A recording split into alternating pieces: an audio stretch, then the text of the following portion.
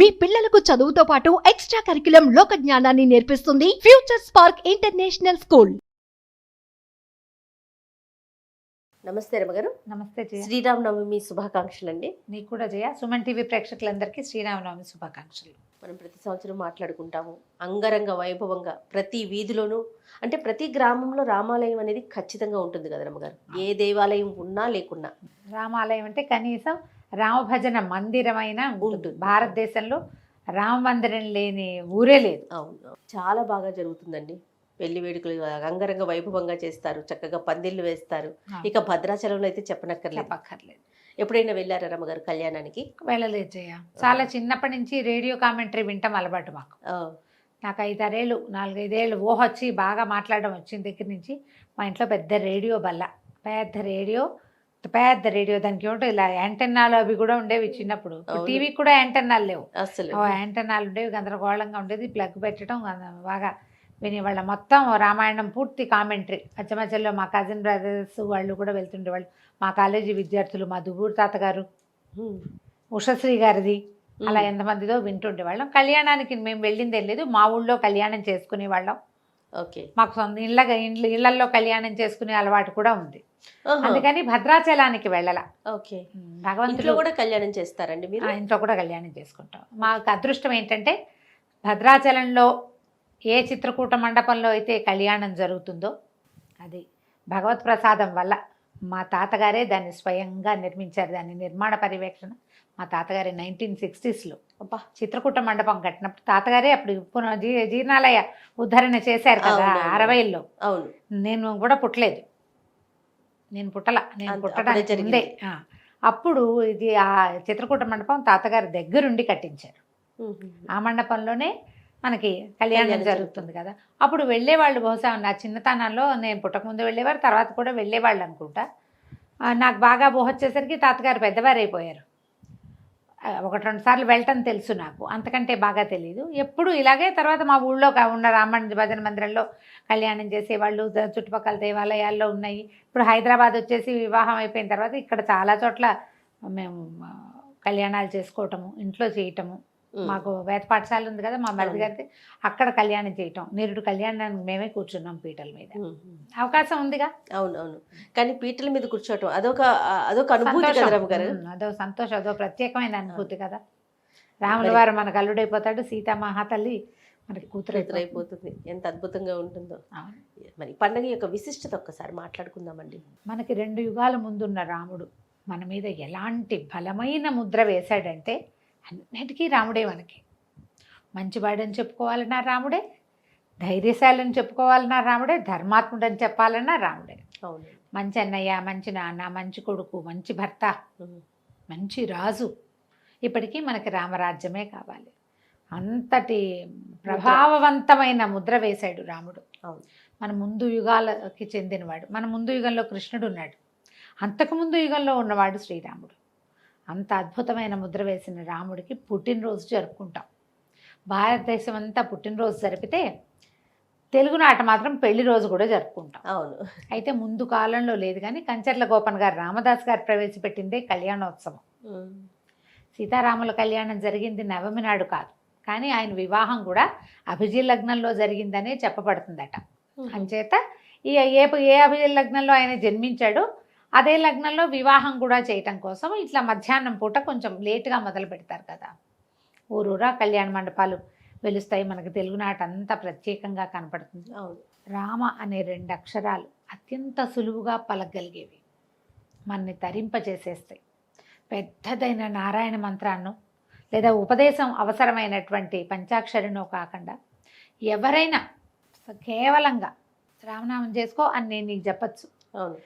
నేను అధికారిని చెప్పడానికి అధికారం నాకు లేకపోవచ్చు, పుచ్చుకునే అధికారం నీకు లేకపోవచ్చు. కానీ అయినా కూడా రామ మంత్రాన్ని ఎవరైనా ఎవరికైనా తేలికగా ఉపదేశించవచ్చు. తారక మంత్రాన్ని గురుముఖత తీసుకునే అద్భుతమైన వ్యవహారం కూడా ఉన్నప్పటికీ కేవలంగా రోజు రామనామం చెప్పుకో అని మామూలుగా ఎవరైనా ఎవరితోటైనా చెప్పేసేయచ్చు. అది అంత అద్భుతమైన ఫలితాన్ని కూడా ఇస్తుంది. మామూలుగా మంత్రోపదేశం, మంత్రం అంటే అది చాలా ప్రభావవంతమైనది, బలమైనది, ప్రత్యేకమైనది. కొంత నియమం, నిష్ఠ కావలసినవి. విధానము, గురువుకో విధానం, వారి విధానాన్ని మనం పాటించాలి, నియమాలు ఉంటాయి. ఆ నియమం లేకుండా మనని తరింపజేయటానికే రామనామం ఉంది, రాముడున్నాడు. బా అలాగే ఉంటాడు. ఇప్పుడు ఈ కథల్లో మనం చెప్పుకునే కథల్లో భగవంతుడే రాముడుగా అవతరించాడు. వాల్మీకి రామాయణంలో సుస్పష్టంగా చెప్పబడుతుంది, నేను వీళ్ళ యందు అవతరిస్తాను అని ఆయన చెప్పాడు స్వయంగా బాలకాండలో. చెప్పిన తర్వాత జరిగిన పుత్రకామేష్టిలో పాయసం వచ్చింది. పుత్రకామేష్టిలో ఉన్న యజ్ఞపురుషుడు పాయసం తీసుకొచ్చి ఇచ్చాడు దశరథుడికి, ఆయన 3 భార్యలకి పంచుకోమని. ఆయన ఒక ఆవిడకి ఒక సగభాగము, రెండో ఆవిడకి పావు భాగము, మూడో ఆవిడకి 4వ భాగము, ఇట్లా చొప్పున 2 భాగాలు మధ్యలో ఆవిడకి దక్కేలాగా చేసి పంచిపెడితే, పాయసాన్నంలో అర్ధభాగంగా అంటే దశరథుని తాలూకు తపశ్శక్తిలో, తపో ఫలితంలో సగభాగంగా భగవంతుడు జన్మించాడు.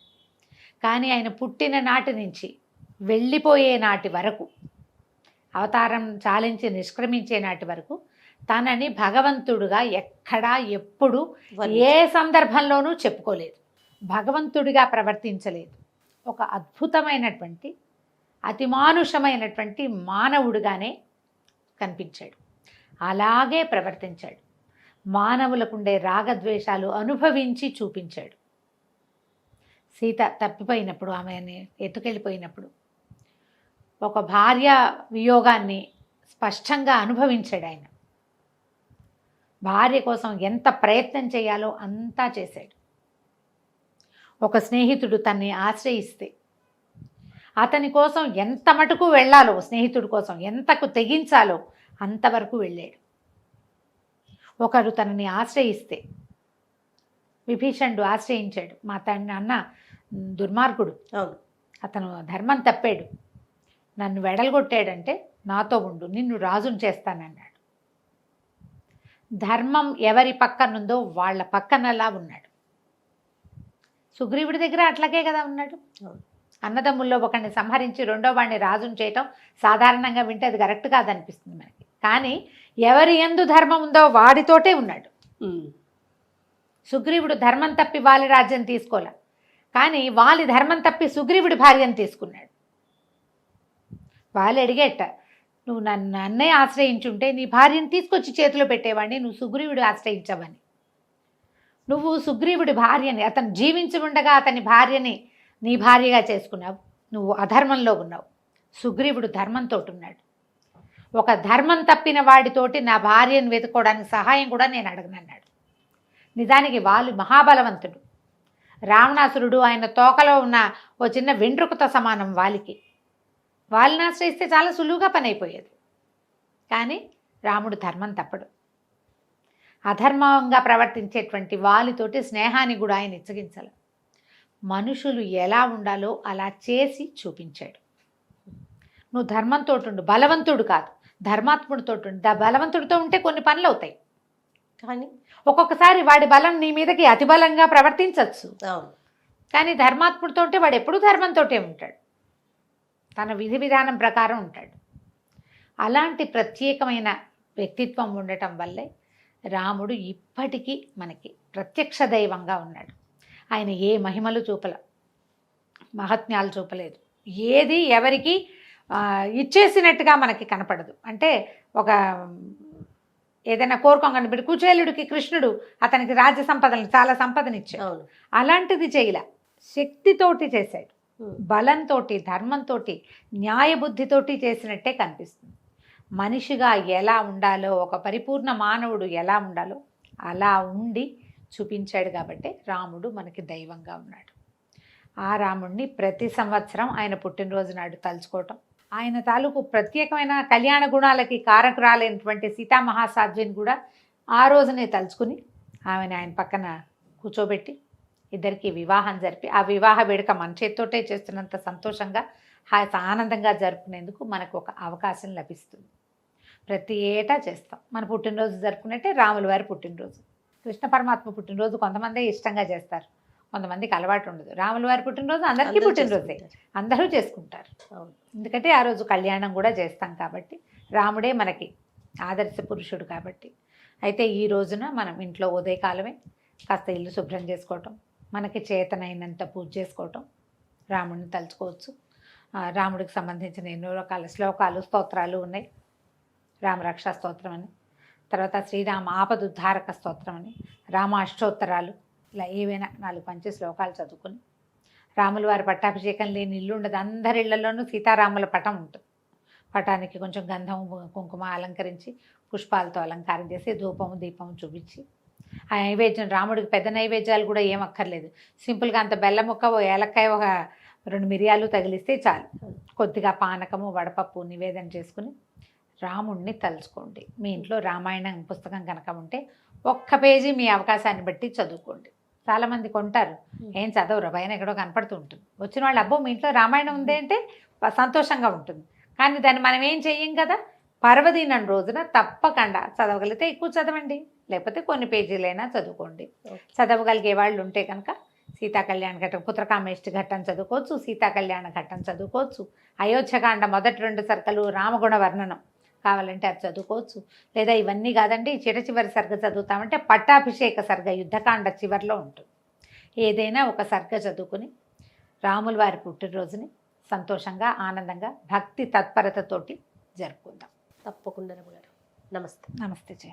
సుమన్ టీవీలో మీ పర్సనల్ అండ్ బిజినెస్ ప్రమోషన్స్ కోసం కింది నెంబర్కి కాంటాక్ట్ చేయండి.